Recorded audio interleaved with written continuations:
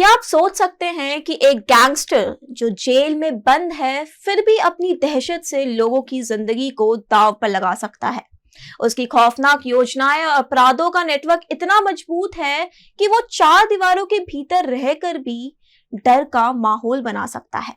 उसकी छाया लोगों पर इस कदर पड़ती है कि कोई भी उसकी नजरों से बच नहीं सकता। लॉरेंस बिश्नोई। लॉरेंस बिश्नोई का नाम आज हर जुबान पर है और उसकी दहशत ने एक बार फिर से भारतीय समाज को हिलाकर रख दिया है। हाल ही में पूर्व मंत्री बाबा सिद्दीकी की हत्या ने न केवल मुंबई को झकझोर दिया है बल्कि सलमान खान जैसे सुपरस्टार को भी डर और अनिश्चितता के साए में डाल दिया है। ये कहानी है उस खतरनाक अपराधी की जिसने अपनी दुश्मनी के चलते एक नेता की जान ले ली और अब एक सुपरस्टार को निशाने पर ले लिया है।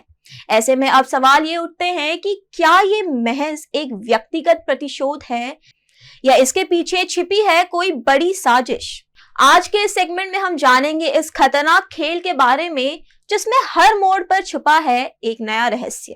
तो आइए सबसे पहले जानते हैं कि आखिरकार ये लॉरेंस बिश्नोई है कौन। लॉरेंस बिश्नोई जो वर्तमान में साबरमती जेल में बंद है, एक ऐसा गैंगस्टर के रूप में जाना जाता है जिसने भारत में कई हाई प्रोफाइल अपराध किए हैं। उसके गिरोह का नेटवर्क इतना मजबूत है कि वो जेल से भी अपने अनुयायियों के माध्यम से आपराधिक गतिविधियों का संचालन कर रहा है। 12 फरवरी 1993 को पंजाब के फिरोजपुर में जन्मे लॉरेंस बिश्नोई की आपराधिक यात्रा पंजाब विश्वविद्यालय की दीवारों में शुरू हुई। यहीं पर उसने अपने भविष्य के अपराधियों के साथ गठबंधन बनाना शुरू किया, जिसमें उसका प्रसिद्ध साथी और गैंगस्टर गोल्डी बरार भी शामिल था। उसकी आपराधिक गतिविधियां चंडीगढ़ में शुरू हुई, जहां उसके खिलाफ कई एफआईआर दर्ज हुए, जिसमें हत्या के प्रयास, हमले और डकैती शामिल थे। कानून का सामना करने के बावजूद बिश्नोई ने सिस्टम को नेविगेट किया और भी अधिक खतरनाक बनकर उभरा। जेल में रहते हुए उसने अन्य कैदियों के साथ रिश्ते बनाकर अपने गैंग को और भी मजबूत किया। 2013 में ग्रेजुएशन के बाद उसने चुनावी विरोधियों पर गोलियां चलाई और शराब के धंधे में उतर गया। बिश्नोई ने 2014 में राजस्थान पुलिस के साथ एक मुठभेड़ में भाग लिया, जिसके बाद वो फिर से जेल में चला गया। वहां उसने हत्या और गवाहों के साथ योजनाएं बनाई। उसने गैंगस्टर से राजनेता बने जसविंदर सिंह उर्फ रॉकी के साथ दोस्ती भी की। यहाँ तक कि 29 मई 2022 को जब पंजाबी गायक सिद्धू मूसेवाला की हत्या हुई तो गोल्डी बरार ने इसका जिम्मा लिया। उस समय बिश्नोई तिहाड़ जेल में था, लेकिन उसके गैंग की छाया इस अपराध पर भी पड़ी।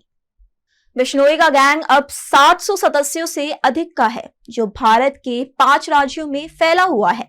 उसके जुड़ाव का दायरा अब अंतर्राष्ट्रीय स्तर तक पहुंच चुका है।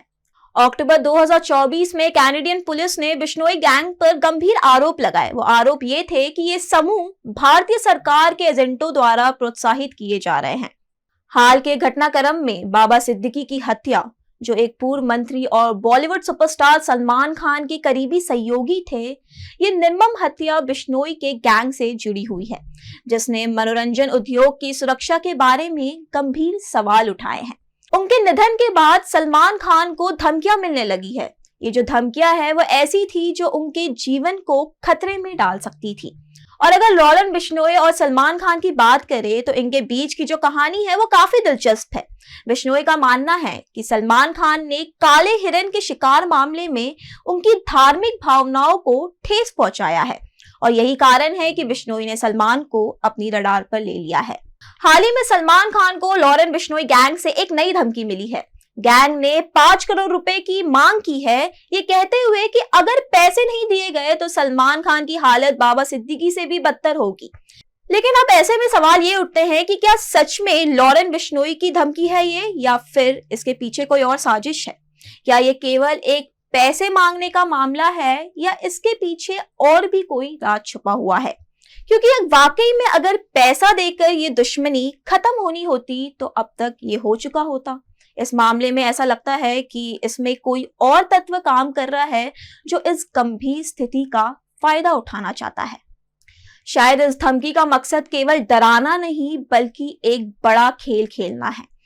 ये जो स्थिति है वो सलमान खान के लिए बिल्कुल भी नई नहीं है, क्योंकि उनके साथ पहले भी कई बार ये धमकियों का खेल खेला जा चुका है। ये सब कुछ एक जटिल योजना का हिस्सा लग रहा है जिसमें कई अज्ञात खिलाड़ी शामिल हैं।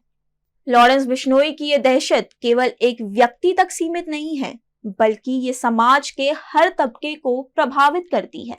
ये एक कहानी है जो आज की सुरक्षा और कानून व्यवस्था की चुनौतियों को उजागर करती है। इस पर आपकी क्या राय है, हमें कमेंट करके जरूर बताइए।